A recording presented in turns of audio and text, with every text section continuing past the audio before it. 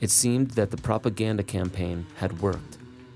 Then, in 1990, Rick Strassman, a medical researcher specialized in psychiatry, applied for a federal grant to give dimethyltryptamine to volunteers to simply see what the effects might be.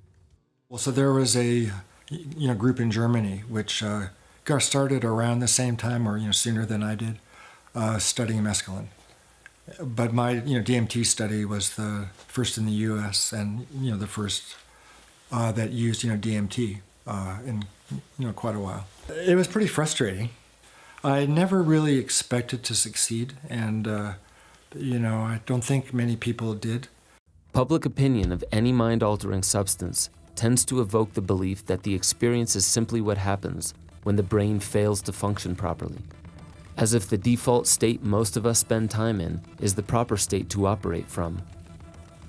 However, even if this were true, when someone's brain becomes dysfunctional and then hours later returns to normal, how would that individual explain the experience? Well, I think the most sort of striking part of the research and what I really wasn't expecting was the sense of reality that people returned with. They felt the experiences were more real than real. The importance of the feeling of more real than real is we make our decisions based on what we believe is real. The outside world we're assuming is real, our inner world is real. And we make decisions based on reality, inner and outer. So if there's a state that feels more real than real, then do we make decisions based on the information there? What really is the bedrock of reality? Is the consensus world we typically operate from the more real one? Is this where we'll find the universal truths we seek to make life decisions from?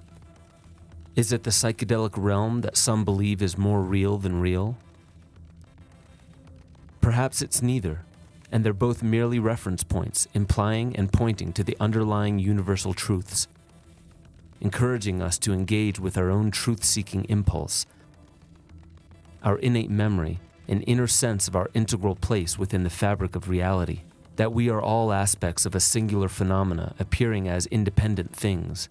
Even Taoists and Buddhists believe that the outer visible manifestations of life are the illusion of temporary garments, cloaking universal and unchanging principles that inform, instruct, guide, and breathe life into all that we experience around us. So why do we experience the illusion at all? What mechanisms cause us to collectively share such a misleading perception of life and living? Perhaps we should take a deeper look at the physiological effects of the chemical compounds in these plants that the government feared so much. Classical psychedelics activate a type of brain serotonin receptor called the 5-HT2A receptor. And what that means in real terms is the cells become more sensitive. So what you're doing is really sort of ramping up the ability of these cortical cells to process information quickly and more effectively. There's an area in the brainstem called the locus ceruleus, the LC.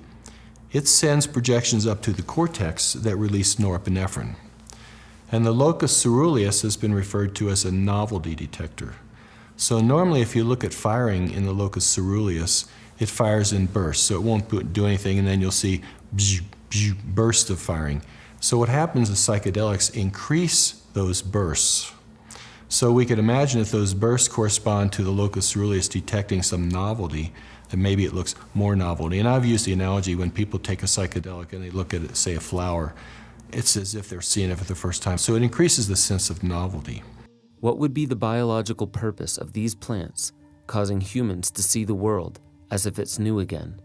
It is a well-known phenomena to be looking for something like your keys while they're in your hand or right in front of you, but you don't see them. Your eyes have even spotted them, but you don't acknowledge that you've seen them yet. Our perception works in pattern recognition, and this allows the world to become predictable so we can find a rhythm to operate within. These plants and their effect on the detection of new information from old patterns may be the direct cause of neurogenesis and neuroplasticity. It has been shown that these serotonergic plants initiate the growth of new brain cells, as well as new neural connections and patterns to emerge. Let's think of this less as a causation and more of a correlation. Neurogenesis and neuroplasticity could be occurring when authentic childlike learning is happening. The neural growth seems to happen most in the hippocampus, which regulates emotions and is involved in memory. A Symposia.com article says new studies are showing that neurogenesis in the hippocampus, activated by psychedelics, might be a part of the acquisition of new behaviors and new pattern recognition. With proper setting, and skill, these changes in the brain may likely be why psychedelics have been so effective in treating post-traumatic stress disorder, anxiety, and depression, where other treatments have failed. Imagine for a moment that you were just born again, or that all your memory has been put on hold and you're seeing the world free and clear of cultural conditioning. Imagine all the explanations for what this world is and why it is the way it appears have been erased. Imagine you take a look at the people in your neighborhood, the animals in homes and in nature, the health of the oceans, forests, and communities. What questions would you begin formulating? And what role do you play in all of this? These are the questions one starts asking when introduced to the world of Psychedelica. The mind begins asking broader, deeper, and more timeless questions. And perhaps this is what makes them so difficult to properly name. They allow new patterns to be recognized and new behaviors to be adopted, where most of what the Western world calls medicine tends to disengage or mask the symptoms while leaving the root cause untouched.